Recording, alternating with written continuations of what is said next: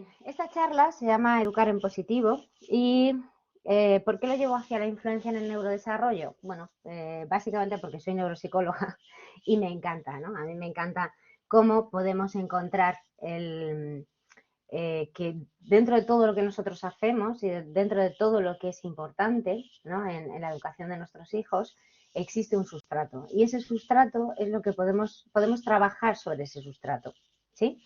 Y si comprendemos ese sustrato, también vamos a poder comprender mucho mejor qué es lo que podemos llegar a hacer para mejorar ese crecimiento personal que esperamos en nuestros hijos. 10 meses, Beatriz, o sea, es chiquitita el tuyo o tuya, ¿verdad? Vale, bueno, pues entonces, ¿qué es lo primero que nos planteamos? Bueno, pues, ¿qué es lo que esperamos que ocurra según van creciendo nuestros hijos? Bueno, pues que vayan creciendo en diferentes áreas, ¿verdad? Y estas son las áreas por las que nosotros vamos, y por ejemplo, Rocío, que tú dices ahora 3, 5 años, estás en pleno proceso de descubrimiento de que los niños están adquiriendo muchas capacidades, ¿verdad?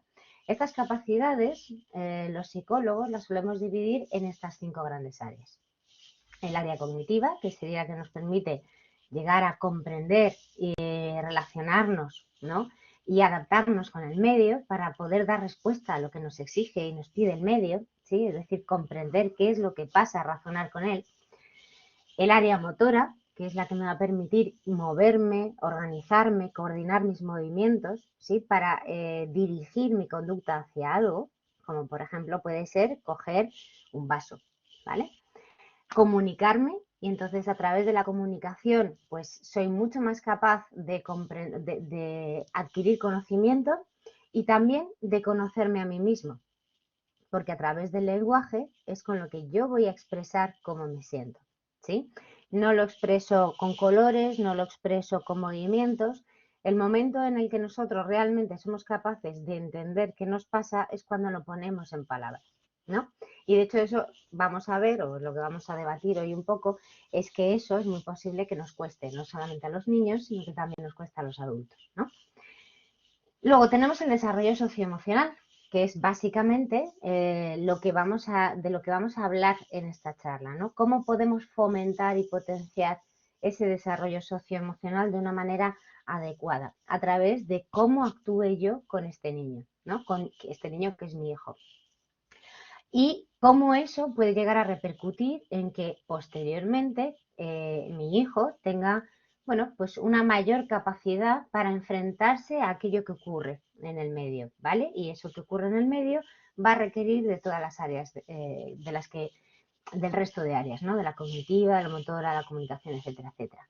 Y por último, de la autonomía personal. Lo que esperamos siempre es que nuestros hijos sean lo más autónomos posibles, ¿no? Por eso a veces cuando están en la carrera, pues a veces nos planteamos, ¿será autónomo alguna vez? ¿No? Y nos entran incluso a nosotros dudas. Y esa es otra de las cosas que vamos a tener que intentar tener clara, ¿vale? Que nuestros hijos necesitan no solamente nuestro apoyo económico y moral, sino que también necesitan nuestra confianza.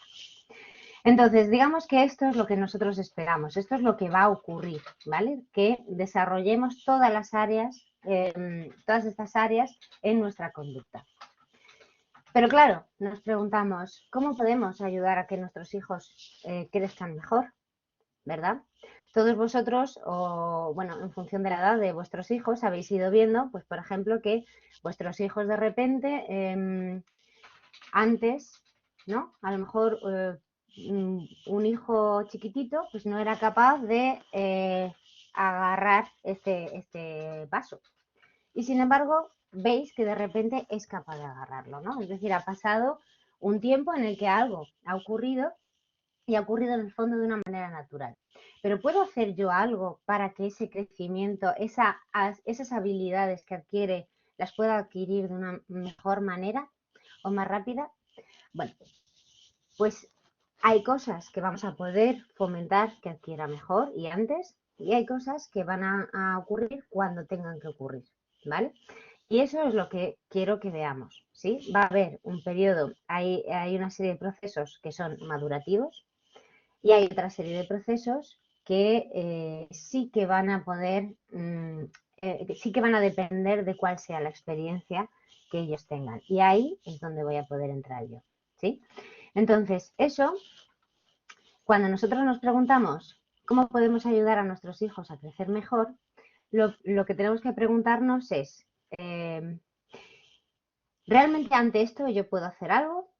¿O simplemente tengo que tener paciencia porque lo va a adquirir? ¿No? ¿O puedo estimular, si estimulo, sirve para algo, en este caso, o no? ¿No? Entonces, para distinguir eso, quiero que hablemos de dos grandes conceptos, ¿vale? Hay una serie de factores que influyen en nuestro desarrollo, que vamos a llamar, unos son la maduración, y la otra es la vinculación que se establece entre la experiencia y el ambiente, ¿sí? La maduración, pues para que veáis la diferencia entre estos dos elementos, ¿sí? Me gustaría, planteémonos una cosa. ¿Qué diferencia hay? O sea, ¿la adolescencia es la misma hoy en día que en la Edad Media? ¿Qué creéis? ¿Os animáis a decir algo? Llegamos a la adolescencia igual. Es decir, hoy en día la adolescencia queda... ¿Cuándo es la adolescencia? El contexto es diferente y la edad en la que llegamos también es diferente, ¿verdad? Porque hoy en día, ¿cuándo diríamos que es la adolescencia? O sea, es complicado poner una edad. ¿Y cuánto dura esa adolescencia? ¿No? La diferencia, es decir, si miramos la adolescencia en el fondo es un constructo social. Es decir, todos vamos a, en función de la época en la que estemos viviendo, depende de cada niño, efectivamente, Beatriz, pero ni hace 25 años, efectivamente, pero la diferencia, la gran diferencia es que en la Edad Media, con 15 años, eras prácticamente adulto, ¿verdad? O con 17. Es decir, con 15 y 17 años ya era normal tener hijos. Hoy en día nos parecería una aberración, ¿no? Nos parece una cosa extrañísima. ¿Qué es lo que cambia y qué es lo que se mantiene? Bueno, lo que se mantiene es que aparece la pubertad, ¿vale? Es decir, la pubertad es lo que marca el paso a la adolescencia. Y eso es una cosa biológica, es una cosa madurativa. Sin embargo, no lo es la adolescencia. La adolescencia es un constructo que va mucho más allá.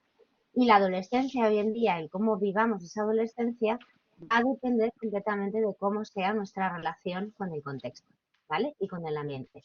Por tanto, vemos que en nuestro cuerpo hay una serie de elementos que son madurativos, ¿sí? Es decir, hay una serie de cosas que van a ocurrir porque la ¿verdad? Queramos o no, es algo que va a ocurrir, ¿sí? Es decir, nuestro cuerpo va a empezar a secretar una serie de sustancias, una serie de hormonas que va a generar una serie de cambios. Vale. Eso va a ocurrir, queramos o no. Sin embargo, el cómo sea el contexto de la adolescencia va a depender de cómo sea precisamente ese entorno familiar, ese entorno de amigos, es decir, esas redes sociales que tenga, esa capacidad que yo haya adquirido de comentar mis problemas y de comprender qué es lo que me está pasando, ¿sí? Y a ver, ¿qué comentas, María? Que crees que antes eran más maduros, pero los cambios en algunos casos ahora creo que son antes o la forma de experimentar. Es distinto, ¿sí? Va cambiando por épocas, pero ya te digo, lo que se mantiene, es decir, y eso es lo que tenemos que analizar, ¿sí? El cómo podemos llegar mejor a estas poblaciones para hacer que crezcan de la mejor manera posible. Ahora, el hecho de la pubertad ha ocurrido siempre y esto va a seguir ocurriendo porque es algo que está determinado en el ser humano, ¿sí? Entonces, eso mismo que vemos de una manera muy clara, porque todos lo hemos vivido y todos somos muy conscientes de que eso estaba ahí, a donde quiero llegar con todo esto es que eso mismo ocurre en nuestro cerebro, ¿vale? Y eso es lo que vamos a denominar los elementos madurativos, ¿no? Y me gustaría que habláramos principalmente de un par de procesos que van a ocurrir, ¿vale? Entonces, esos procesos los vamos a llamar sinaptogénesis y poda sináptica. Y ahora os lo voy a contextualizar para que entendáis por qué os quiero hablar de eso, ¿vale? Entonces, tenemos que tener en cuenta que nuestro cerebro es, pues, todo lo que hacemos en el fondo depende de nuestro cerebro. El que seamos capaces de respirar depende de que nuestro cerebro esté sano. El que seamos capaces de pensar, hablar o mover la mano, ¿sí? Son órdenes que se envían desde nuestro cerebro, pero también lo son las emociones, ¿sí? Todo, de alguna manera, está entroncado con lo que es nuestro cerebro, ¿vale? Y dentro de este cerebro, pues lo que nos dicen, eh, bueno, pues la ciencia, ¿no? Es que tenemos distintas áreas, ¿sí? En las que no me voy a meter, pero que cada una de estas áreas pues tiene una serie de funciones, ¿vale? No es exactamente así, porque la realidad es que en el cerebro todo se conecta de unos lados a otros, ¿sí? Pero realmente en esta charla vamos a hablar mucho de esta parte de aquí, que es la parte prefrontal, en la que, bueno, pues está muy relacionado con la toma de decisiones, con la capacidad de controlar e inhibir mi propia conducta, ¿sí? Etcétera, etcétera, ¿vale? Entonces, digamos que tenemos una serie de áreas cerebrales en las que, bueno, pues en esas áreas cerebrales, pues esta sería la prefrontal, en la que tomamos las decisiones, esta estaría vinculada a lo que es el lenguaje entendido, esta ya tiene todas áreas más motoras y aquí está todo lo visual, ¿vale? Entonces, bueno, las llamamos, esta sería, esta de aquí, la verde temporal, la morada parietal, la que está aquí atrás sería occipital y esta de aquí sería la prefrontal, ¿vale? Ahora, ¿qué ocurre durante nuestro crecimiento? Pues lo que ocurre es que en el fondo estas áreas no van a crecer igual, ¿vale? No crecen todas a la vez. Entonces, lo que marca la diferencia de los diferentes años que tienen nuestros críos, ¿no? Pues los que teníais hijos entre 0 y 2 años, ¿verdad? Están en esta fase. ¿Qué ocurre en esa fase? Pues que hay ¿qué es lo que se desarrolla principalmente? Pues todas las áreas que están más vinculadas a lo sensorial y a lo motor. ¿Qué es lo que hacen los niños en los 2 primeros años de vida? ¿Cómo conocen el mundo? Pues chupándolo, moviéndose, ¿verdad? Cogen las cosas y las tiran, ¿sí? Hacen que suenen. ¿Por qué? Porque eso es su manera de comprender el mundo. Entre los 3 y los 6 años, ¿qué va a pasar? Bueno, pues que ya son mucho más capaces de manejarse con el lenguaje. Y los que habéis tenido hijos que ya han pasado esta fase, habréis visto que en esta etapa son mucho más capaces de regular su conducta, ¿verdad? Porque empiezan a hablar y entonces empiezan a decir a sí mismos cosas para regularse. No, esto no es así. Esto mejor lo hago de tal manera. O para hacer esto hago esto, esto y esto, ¿verdad? ¿Eso lo habéis visto en vuestros hijos? Los niños durante este periodo se hablan solos, sí, ¿verdad? Se hablan a sí mismos, se dan instrucciones y de esa manera van aprendiendo a autorregularse, ¿sí? A autorregular lo que sienten y autorregular lo que hacen, de tal manera que son mucho más capaces de controlarse a sí mismos, ¿sí? Y también de empezar a entenderse muchísimo mejor. Entre los 6 y los 12 años, lo que vemos es que los niños, ya fijaros, los niños son mucho más capaces em, de razonar. Todavía les cuesta algunas cosas, no son capaces de generar hipótesis que sean muy abstractas, pero ya son mucho más capaces de organizarse de tal manera que entienden mucho mejor lo que está ocurriendo. Y de hecho habréis visto en vuestros hijos que es un periodo en el que de repente pues parece que, bueno, pues que se convierten como en pequeños adultos, ¿verdad? Sobre los 7 años de repente ya no son los niños tan risueños que dicen lo primero que se les pasa por la cabeza, sino que de repente pues son niños un poquito más serios, son niños que se piensan un poquito más lo que dicen, ¿verdad? ¿Eso lo habéis notado? Los que ya habéis tenido, los que vuestros hijos ya han pasado por ahí, podéis levantar la mano con el muñecote. ¿No lo habéis notado? Bueno, es bastante común, ¿vale? Es muy común que eso ocurra. Es decir, suele ocurrir que de repente, sí, y empiezan algunos conflictos que ya son más serios. Porque de hecho son conflictos que llevan, que hacen que los niños entiendan mucho mejor, o sea, pueden llegar a tener peores intenciones, ¿sí?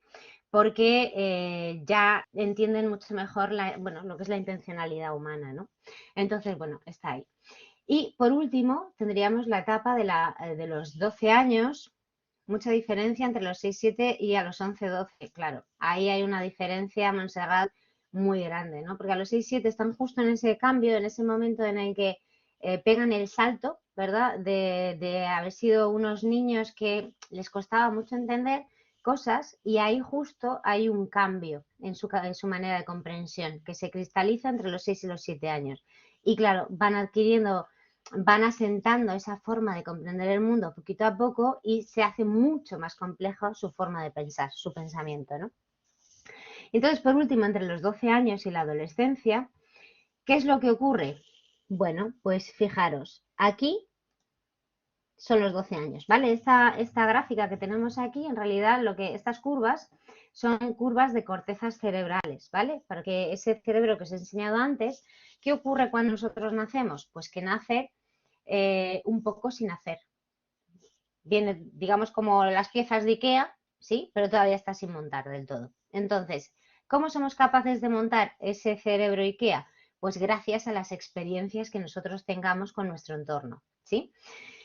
Pero es como la pubertad, es decir, van a madurar, pero la calidad de cómo madure va a depender completamente de las experiencias que ellos tengan, ¿vale?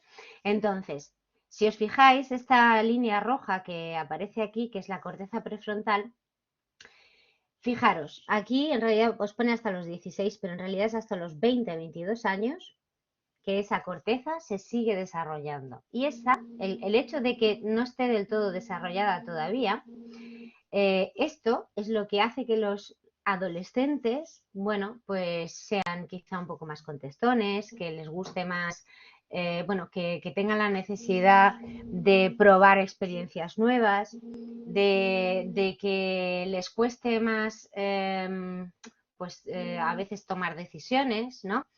Y que sean como mucho más emocionales, ¿sí? Los que tenéis hijos ya en esas edades, pues lo estáis viviendo ahora mismo, ¿no? Bueno, ¿qué ocurre? Pues cuando estáis mirando a vuestros hijos, lo que os digo es, pensad en esta gráfica en la que no me voy a meter porque yo sé que es complejo y que no es el tema que más os interesa a vosotros, pero digamos que todavía su cerebrito se está desarrollando, ¿vale? Es decir, se va a desarrollar hasta aproximadamente, ya os digo, los 20-22 años, ¿sí? Entonces, bueno, teniendo esto claro, ahora sí pasamos a ver entonces esos principios del neurodesarrollo, ¿vale? Y aquí es donde, esta es, digamos, la base para comprender en qué medida nosotros vamos a ser capaces de influir en el desarrollo de nuestros hijos, ¿sí? A ver, Rocío, ¿te gustaría preguntarme si es cierto que las pantallas móviles ralentizan el desarrollo de la corteza cerebral? Depende, sí que hay estudios, Rocío, hay estudios bueno, hay estudios que dicen una cosa y hay estudios que dicen la contraria. Así es la ciencia.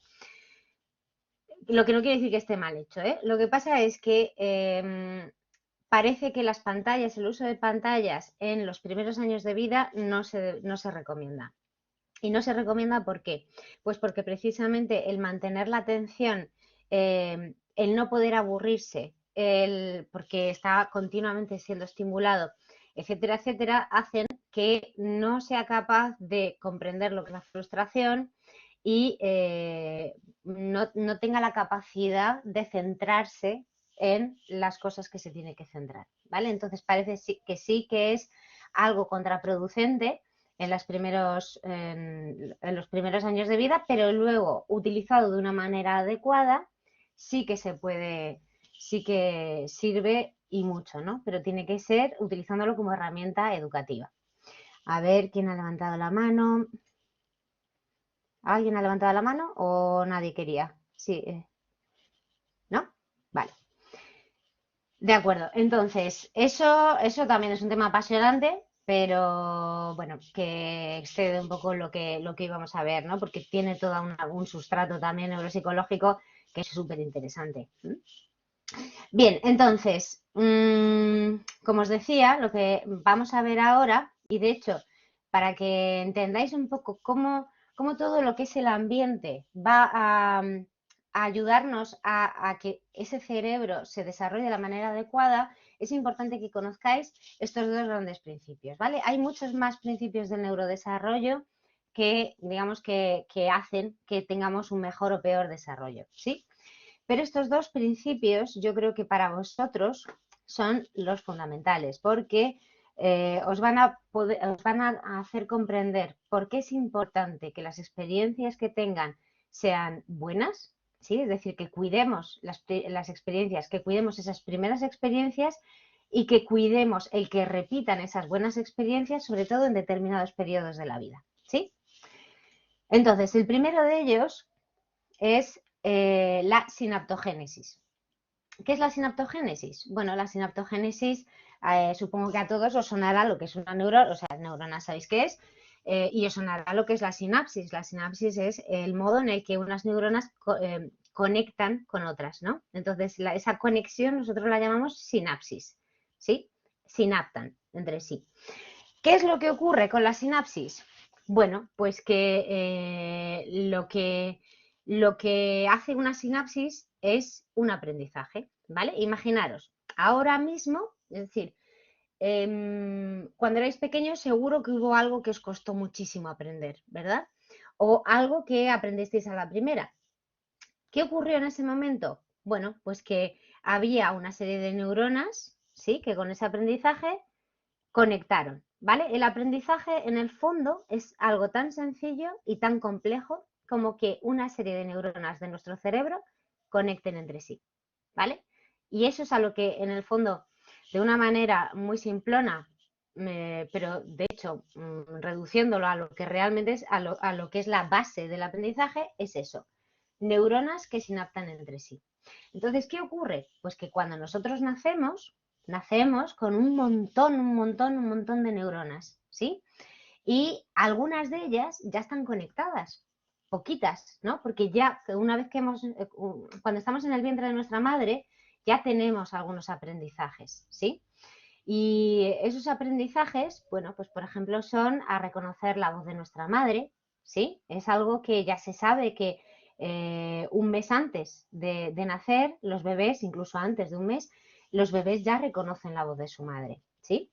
Y la reconocen sabiendo que es algo positivo para ellos, ¿sí? Entonces, digamos que esos son elementos. A ver, perdonad que voy a silenciar aquí. Hay elementos bueno, que hay neuronas que ya se han ido conectando porque ya se han producido aprendizajes. Pero ¿qué ocurre? Pues que cuando nosotros nacemos todavía tenemos un montón de neuronas sin conectar, ¿sí? Hay aprendizajes que van a ocurrir solos, van a ocurrir porque tienen que ocurrir. Es decir, por ejemplo, un bebé recién nacido es capaz de comer solo, ¿verdad? Pero ¿cómo? Es capaz de comer solo porque tiene un reflejo que es el reflejo de succión. Todos vosotros que sois padres habréis visto que cuando teníais a vuestro hijo recién nacido en brazos y iba a comer, ¿no? Del pecho de su madre, probablemente, o del biberón o de lo que fuera, y le tocabas aquí en la carita, giraba la cabeza y hacía, ¿no? Con lo que llamamos el reflejo de succión, ¿sí? Eso, el niño llega al mundo con un reflejo, es decir, la naturaleza nos trae con la capacidad de hacer algo de una manera mecánica. Pero hay un punto, hay un momento en el que eso tiene que dejar de ser mecánico, tiene que ser algo que yo intencionalmente haga porque quiero, ¿sí? Y para que eso ocurra, ¿qué es necesario? Pues que haya una serie de neuronas y de áreas cerebrales que conecten entre sí para que yo sea capaz de tener una intención, girar la cabeza o buscar el pezón del pecho de mi madre para comer, ¿sí? Y hacer ese movimiento, ¿vale? Entonces, eso, que nos parece algo tan sencillo, en el fondo es un milagro de la naturaleza, ¿sí? Es un milagro de la naturaleza que se ha producido, ya os digo, porque se han generado pues muchas conexiones entre sí, ¿vale? Entonces eso es lo que sería la sinaptogénesis. Pero más importante incluso, bueno, no más importante, pero tan importante como la sinaptogénesis es el siguiente concepto, que es el de poda sináptica, ¿vale? Entonces, la poda sináptica, como veis aquí, esto que veis aquí que parecen como estrellitas, en realidad son neuronas, ¿sí? Entonces, tenemos que a las 36 semanas, fijaros cómo están nuestras neuronas, ¿vale? Están, bueno, pues bastante separadas unas de otras. Fijaros cómo están como recién nacido, ya, bueno, salen bastante separadas, pero algo de conexión hay. Pero fijaros, a los 3 meses ya empieza a haber aprendizajes. A los 6 meses eso parece pues un poco un enjambre, pero fijaros a los 2 años, eso es un jaranal, ¿verdad? Eso es una tela de araña. ¿Qué ocurre? Pues que eso es demasiado complejo, ¿no? Es decir, hemos intentado hacer muchas aproximaciones a un nuevo aprendizaje, pero nuestro cerebro dice, no, esto no puede ser. Necesitamos limpiar. Y entonces, ¿qué es lo que vamos a hacer? Pues voy a coger unas tijeras y voy a cortar aquellas conexiones que no están siendo utilizadas, ¿sí? De tal manera que yo, por ejemplo, he aprendido pues a atarme los zapatos de 3 maneras distintas, pero he visto que la que me resulta útil es una, que es la que a partir de entonces uso siempre. La conexión que me va a dejar esta poda sináptica va a ser, es decir, estas tijeras que llegan en mi cerebro, las conexiones neuronales que me va a dejar van a ser solamente las de lo que me resulta útil, ¿vale? De lo que hago más. Entonces, como podéis ver, empieza a haber mucho más orden en esas conexiones neuronales que se han producido, ¿sí? Entonces, eso, ¿por qué es importante? Pues porque esto va a ocurrir en determinados periodos de la vida, ¿vale? Va a ocurrir sobre los 7 meses, sobre los 2 años, sobre los 7 años, ¿sí? Y si os dais cuenta, coincide con esos cambios que podéis ver de manera clara en vuestros hijos, ¿no? Antes decíais, entre los 7 y los 11 hay una diferencia abismal. Pues efectivamente, porque entre esos momentos hay una reestructuración de cómo es ese cerebrito de los niños, ¿sí? Entonces, eso es importante que lo tengamos en cuenta. Y de hecho, estos dos conceptos, el de sinaptogénesis y poda sináptica, son los dos conceptos que nos permiten comprender, pues ya os digo, por qué es importante que lo que nosotros hacemos en la vida cotidiana es importante, ¿vale? Porque si conseguimos que tengan buenos aprendizajes, va a generar que todo esto que ocurre en su cerebrito sea mucho más ordenado y mucho más eficaz, ¿vale? Entonces, eso sería con respecto a lo que son los mecanismos de maduración, ¿vale? Pero yéndonos propiamente a lo que es, bueno, el tema de esta charla, ¿no? Que es qué podemos hacer, ¿no? ¿Qué podemos hacer para potenciar un mejor desarrollo en nuestros hijos? ¿Cómo podemos hacer que desde la experiencia y el ambiente eso se quede reflejado en la forma de comprender el mundo de mi hijo, ¿no? Y eso, de hecho, va a verse reflejado estructuralmente en lo que es su cerebro, ¿no? Isabel, a ver, ¿qué comentas? Perdona. El ambiente y modelo es importante, efectivamente, es fundamental, ¿no? Entonces, aquí es donde ya nos vamos a lo que es la experiencia del ambiente. Entonces, ¿qué es lo que vamos a considerar necesario? Bueno, pues vamos a ver, o yo os voy a hablar de estos 6 grandes elementos, ¿vale? De lo que es la pirámide de las necesidades de Maslow, de lo importante que es fomentar el apego, de hacer que se sientan comprendidos, reforzar lo que hacen bien, poner límites claros y confiar en ellos, ¿vale? Estos son, digamos, los 6 grandes elementos que quiero bueno, que me gustaría comentaros, ¿no? Entonces, el primero de ellos es la pirámide de las necesidades. Es la pirámide que desarrolló Maslow. ¿En qué consiste esta pirámide? Bueno, pues Maslow fue pues un psicólogo humanista que desarrolló toda lo que es la teoría humanista de la psicología. Y lo que nos decía es que el ser humano va a buscar la autorrealización.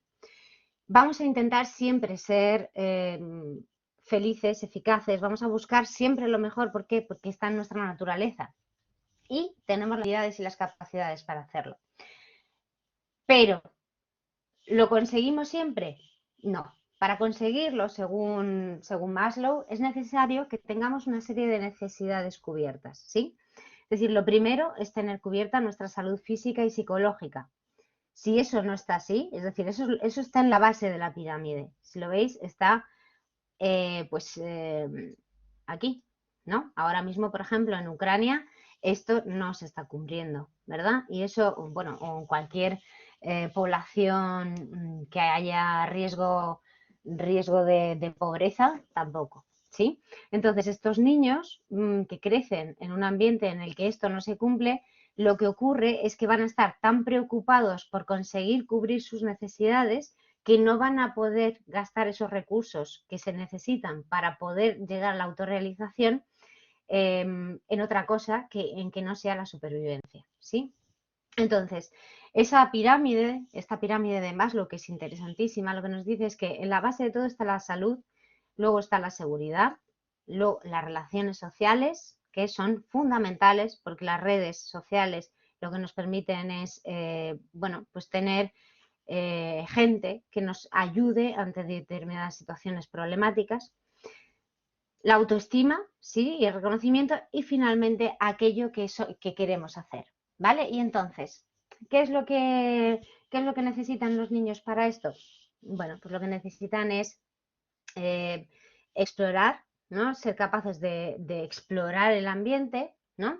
Sentirse seguros, aprender en comunidad y jugar, ¿no? Porque la manera que tienen los niños de aprender es a través del juego.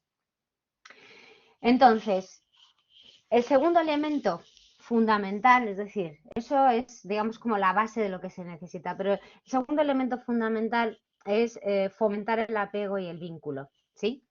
Que, bueno, el apego, no sé si lo conocemos, ¿no? Lo conocemos, yo creo, como elemento que está ahí, como palabra que se utiliza en la sociedad, en nuestro lenguaje de manera cotidiana, pero realmente el apego es un concepto psicológico que hace referencia a un lazo afectivo que se genera entre el niño y una figura de, bueno, pues la figura con la que más relación tiene, que habitualmente es la madre, ¿sí? Entonces, el apego, no sé si conocéis, esto lo desarrolló Bowlby, pero lo que nos dice la teoría de Bowlby es que todos aquellos animales y personas, ¿no?, que crecen, o los experimentos que realizó, que los hizo con monos, lo que identificó es que si una persona o un monito crecía sin tener ese apego, esa figura de apego, esa madre, es decir, crecen solos, estos monos o se vuelven agresivos o se vuelven locos o incluso se pueden llegar a morir, ¿vale? ¿Por qué? Porque necesitamos ese afecto para poder sentirnos bien con nosotros mismos, ¿sí? Entonces, para generar y fomentar ese apego, ¿qué sería necesario? Bueno, pues esto entronca completamente con la pirámide de las necesidades de Maslow, porque necesita que cubramos, es decir, la figura de apego, es decir, la madre, el padre, y generalmente ya os digo, la madre es la que tiene al principio del todo el apego, el vínculo mayor, sí, pero el padre obviamente también está ahí, o la madre, según sea, o el otro padre. Entonces, lo que es necesario es tener cubiertas, o sea, que se cubran todas esas necesidades básicas, ¿sí? Es necesario que exista un entorno seguro, pero ¿ese entorno seguro significa que sea un entorno sin riesgos? No. Lo que necesitamos, es decir, lo que necesitamos es generar que sea un entorno en el que nuestro hijo sepa que nosotros estamos ahí para ayudarle cuando nos necesite, ¿vale? Pero que tiene que arriesgarse y tiene que hacer, tiene que probar y no pasa nada si falla o si se cae, si hace daño, lo que sea, no pasa nada porque nosotros estamos ahí. Esto del apego es algo que se produce principalmente cuando son pequeños, ¿sí? Pero esto nos va a acompañar a lo largo de toda la vida, incluso siendo adultos, el tipo de apego que nosotros hayamos generado con nuestros padres se va a ver reflejado también pues en cómo establezcamos nuestra relación con nuestros hijos y también nuestra relación con nuestras parejas. En la medida en la que nosotros seamos capaces de desarrollar esta figura de apego de la manera correcta, lo que vamos a conseguir también es que haya pues un mejor crecimiento también a nivel cerebral en lo que es ese neurodesarrollo. ¿Por qué? Bueno, pues porque cuando nosotros sentimos ese apego, cuando estamos próximos a esa figura de apego y, por ejemplo, nos abrazan, lo que hacemos es liberar oxitocina, ¿sí? Que es una sustancia que es, lo que nos lleva es a la satisfacción inmediata, ¿sí? Entonces, sentís o pensad en un abrazo con vuestra madre, con vuestro padre o con vuestra pareja, uno de estos abrazos sentidos que realmente notas, ¿no? Notas ahí una fuerza interior que sale algo de ahí, ¿no? Bueno, pues eso suele ser el apego en sí y suele ser la oxitocina, ¿vale? Que viene mucho pues por el contacto físico. Y nuestros hijos necesitan que establezcamos bien ese apego. Lo siguiente que necesitamos es comprender, hacer que que se sienta comprendido, ¿no? Yo creo que a veces lo que nos ocurre es que interpretamos lo que les pasa. ¿Vosotros creéis que entendéis bien lo que les pasa a vuestros hijos? ¿O a veces os parece que lo estáis interpretando? Los abrazos de verdad son fantásticos, así es. Son maravillosos. Yo soy muy fan de los abrazos. Bueno, pues con respecto a comprender, ¿no? ¿Qué os parece? Que a veces nos da la sensación de que a veces interpretamos, el adulto interpreta lo que quiere decir el niño. Efectivamente, lo interpretamos por protegerlos o por entenderlo, pero en realidad eso no quiere decir que realmente sea lo que el niño intenta transmitirnos o lo que el niño quiere hacer, ¿no? Porque estamos intentando comprender su conducta desde nuestra visión de adultos en vez de intentar entender qué es lo que les está ocurriendo, ¿no? ¿Y qué ocurre? Pues que ellos mismos tampoco entienden qué les está ocurriendo, ¿sí? Entonces, ¿qué es lo que necesitamos? Bueno, pues primero nosotros necesitamos hacer un ejercicio de empatía, ¿no? Necesitamos hacer efectivamente atención plena en ese momento y volver, muy bien María, efectivamente, volver a la niñez y adolescencia e intentar entender qué es lo que tenías tú en la cabeza para entender qué era lo que pasaba, ¿verdad? Bueno, pues el adulto en este caso lo que es un metabolizador de emociones, ¿sí? Y para eso tenemos que hacer un esfuerzo muy grande también nosotros. Primero, por entendernos a nosotros mismos, porque a quién no le ha pasado que un día está insufrible y no sabe por qué, ¿verdad? De hecho, ahí, fijaros, yo tengo uno de los mejores aprendizajes de mi madre, ya siendo adulta joven, con 24, 23, 24 años tendría yo. Me acuerdo que llegué un día a mi casa y yo soy una persona bastante tranquila y afable, pero estaba un poco insufrible, ¿no? Estaba como que, no respondo, ¿no? Pero sí que se me notaba picajosa. Y me acuerdo que mi madre me miró, me sonrió y me dijo, cariño, hoy no te entiendes ni tú. Y tenía toda la razón del mundo, ¿verdad? Y mi madre simplemente me verbalizó eso porque ella tampoco era capaz de entenderme, ¿no? Y entonces simplemente, bueno, pues hay días que son así y ya está. ¿A que sí? Bueno, pues para mí ese ha sido un grandísimo aprendizaje. Que de hecho, cuando estoy en un día que no me entiendo ni yo, digo, a ver, Ceci, no te entiendes ni tú. Hoy vamos a intentar ver qué es lo que pasa, ¿no? Porque a veces nos pasa que no sabemos qué nos ocurre. Pues si a nosotros nos pasa que somos adultos y que se supone que tenemos un lenguaje, un vasto lenguaje con respecto a lo que son las emociones, al reconocimiento propio y ajeno, ¿qué creéis que le va a pasar a un crío? Es decir, a vuestros hijos les va a pasar exactamente lo mismo y peor, porque se asustan, porque no saben qué están viviendo, ¿no? Entonces, tenemos que hacer ese ejercicio de empatía, de metabolizar nosotros las emociones, de ayudarles a encontrar las palabras para expresar qué es lo que están viviendo, de guiar ese pensamiento para que sean capaces de entenderlo, ¿no? De, jo, pues claro, eso te ha molestado, ¿no? ¿Tú cómo te has sentido? ¿Molesto? ¿Estabas enfadado? Pues claro, yo lo entiendo, es normal, ¿no? Que te sintieras así. Entonces, tenemos que validar eso que están sintiendo, porque tenemos derecho a estar enfadados, a estar tristes, aunque sepamos que es injusto, ¿sí? Pero tendremos que ser capaces de verbalizar eso, ¿no? Y de ponerle palabras tanto para los demás como para nosotros mismos, ¿sí? Entonces, eso es una de las cosas más importantes que vamos a tener que hacer con lo que son los niños, ¿sí? Efectivamente, Isabel, todas son importantes y todas son válidas. La cuestión es saber manejarlas, ¿no? Entonces, otra cosa que tenemos que hacer, bueno, reforzar aquello que hacen bien. Tendemos mucho a castigar, ¿no? Entonces, ¿qué es lo que muchas veces enseñamos a nuestros hijos? Pues que yo te hago caso y ahí pensad en lo que son esas neuronas conectando, ¿vale? Esos aprendizajes de los que os he hablado antes. Sí, yo lo que entiendo es que cuando hago algo mal, tú me haces caso, lo que está ocurriendo es que lo que yo estoy entendiendo y lo que es mi aprendizaje es que yo hago algo mal, tú me haces caso. Entonces, ¿qué es lo importante? Bueno, eso que tú hagas algo mal, pues va a tener una consecuencia o vamos a trabajar sobre ello. Pero lo más importante va a ser sobre todo que si tú, que cuando tú hagas algo bien, yo te lo voy a reforzar. ¿Sí? ¿Por qué? Porque reforzándolo hay otra sustancia que es la dopamina, que está vinculada a la motivación, ¿sí? Y al aprendizaje. Entonces, ¿qué ocurre? Que yo, cuando hago algo bien, tú me lo dices y entonces yo me siento muy satisfecho conmigo mismo, me motivo para repetir esto que estoy haciendo bien y además se establece un nuevo aprendizaje en el que yo voy a ser mucho más capaz de encontrarlo, ¿no? Porque si os fijáis bien, nuestros aprendizajes o de las cosas que hemos vivido, tendemos a acordarnos de lo positivo. Lo negativo lo matizamos, lo maquillamos o incluso lo olvidamos, ¿verdad?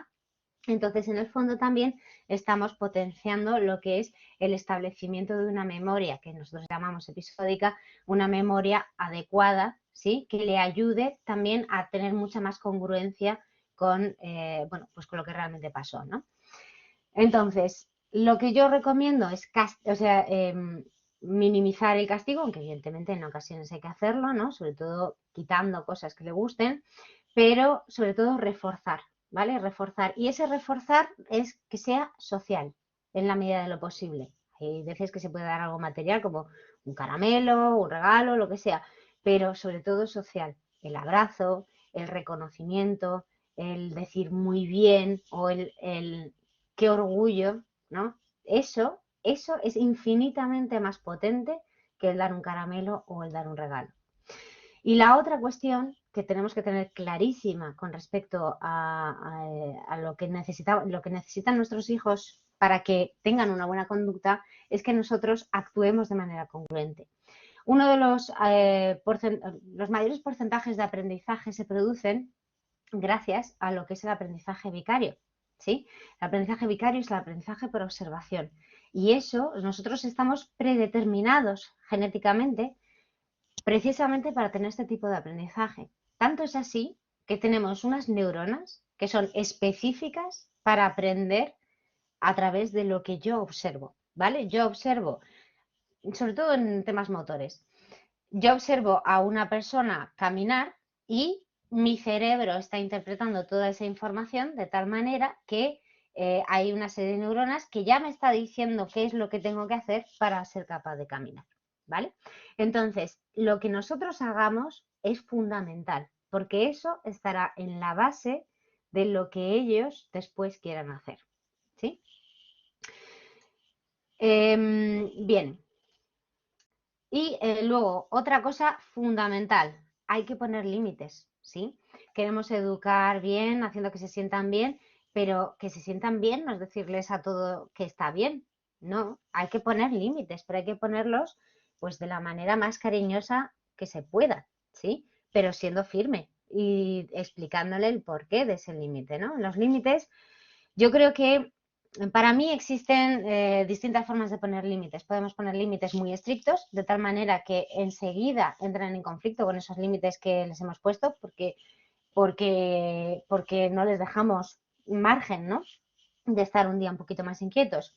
Podemos poner unos márgenes, unos límites excesivamente amplios, que en ese caso no saben qué hacer y entonces están completamente perdidos, los pobrecitos míos. O podemos poner una serie de límites que sean, bueno, firmes, suficientemente estrictos, pero suficientemente amplios como para que se puedan mover en esos márgenes y que cuando se estén acercando al límite les avisemos para que sean capaces de autorregularse. Estos niños, por lo que os decía antes de toda esa área prefrontal, que es la última que se desarrolla, es la que tiene precisamente esa capacidad de inhibir nuestra conducta, de tomar decisiones, etcétera, etcétera. ¿Qué ocurre? Que todavía no tienen esa parte completamente desarrollada. Por tanto, tenemos que ayudarles a ser capaces de encontrar las soluciones de la manera pues más calmada posible, ¿no? Y para eso nosotros tenemos que poner esos límites de una manera clara. Hay que ponerlos cuando se observen, hay que hacerlos siempre que ocurran. Tenemos que intentar adelantarnos a que ocurran, ¿sí? Dándole para que sean, bueno, para ayudarles a comprender qué está pasando y que sean capaces de autorregular lo que está pasando. Hay que hacerlo con la mayor calma posible, sin perder los nervios, porque entonces por aprendizaje van a aprender todo lo contrario. Y bueno, tiene que haber congruencia en la pareja, ¿no?, con lo que se haga, porque eso digamos que es fundamental. Y por último, como elemento necesario para hacer que realmente los niños crezcan, ¿no?, de la manera, bueno, con la mayor autoconfianza posible y la autoestima más adecuada, es que nosotros confiemos en ellos, ¿sí? Muchas veces queremos protegerles, queremos evitarles el dolor, pero la realidad es que la vida no es así. Se lo podemos evitar hasta que escape de nuestro control todas las variables que hay alrededor, ¿no? Entonces, la manera de ayudarles a evitar el dolor es que ese dolor, en todo caso, sea paulatino, ¿no? Y entonces para eso tienen que vivir, tienen que tener experiencias. Entonces, súper importante que confiemos y que les dejemos hacer cosas, ¿no? Porque eso les va a ayudar a que afronten sus miedos, ¿sí? Es importantísimo que afronten sus miedos, ¿no? Y que cuando tengamos a algo miedo, seamos capaces de decir, bueno, pues voy a intentar hacer todo lo posible para quitarme este miedo, ¿no? Y de hecho hay un área cerebral también, que es la amígdala, que es que se enciende en cuanto sentimos miedo.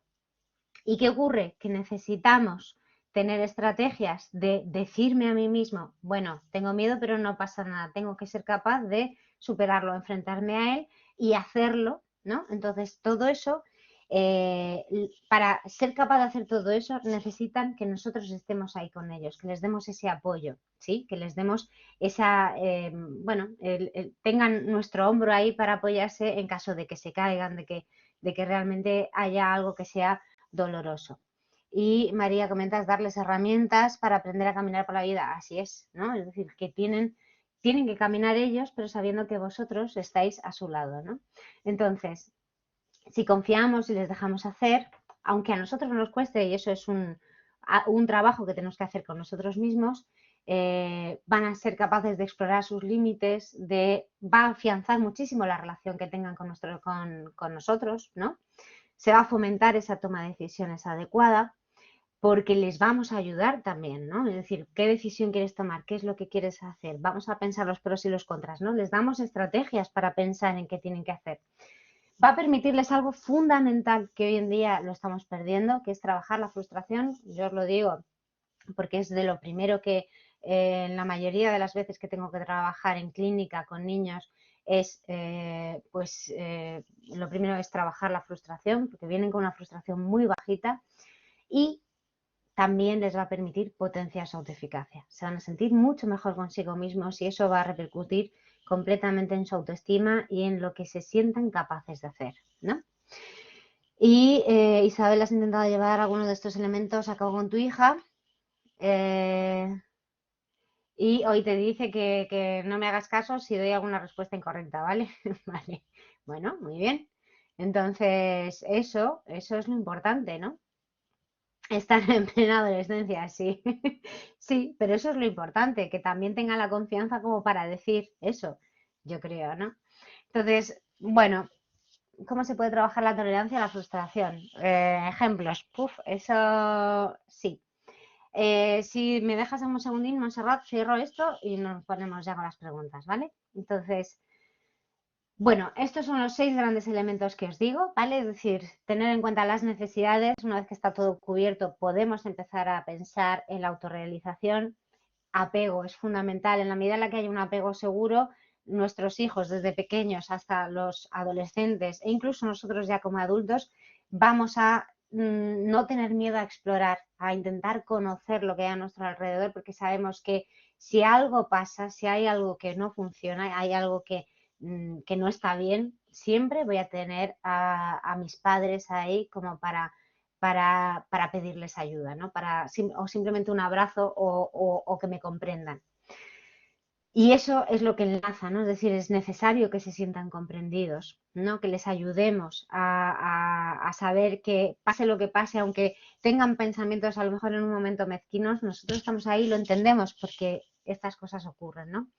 Reforzar aquellas cosas que hacen bien para fomentar bueno, buenas conductas, que se sientan motivados a actuar de la manera correcta y a que sepan distinguir qué es lo que está bien y qué es lo que está mal, ¿no? Poner límites, pero que esos límites sean firmes, pero claros, ¿no? Y bueno, que a veces hay que saltarse un límite, no pasa nada, también les generamos flexibilidad, pero sí que es importante que sepan que hay una serie de límites y que, esos límites hay que respetarlos, ¿no? Y por último, confiar en ellos, porque si confiamos en ellos, realmente van a sentirse pues valorados y con las habilidades y las capacidades como para seguir creciendo, ¿sí? Bueno, pues hasta aquí lo que es esta charla. Esta última parte la he tenido que dar un poquito más rápido, pero bueno, así que la he preparado con mucho cariño. Es cierto que me hubiera gustado a lo mejor hacerlo un poco menos técnico al principio, pero bueno, espero que os haya gustado. De todas formas, antes de que terminemos, si os parece, voy a contestar a Montserrat. ¿Cómo trabajar la tolerancia a la frustración? Bueno, es muy complejo, Montserrat.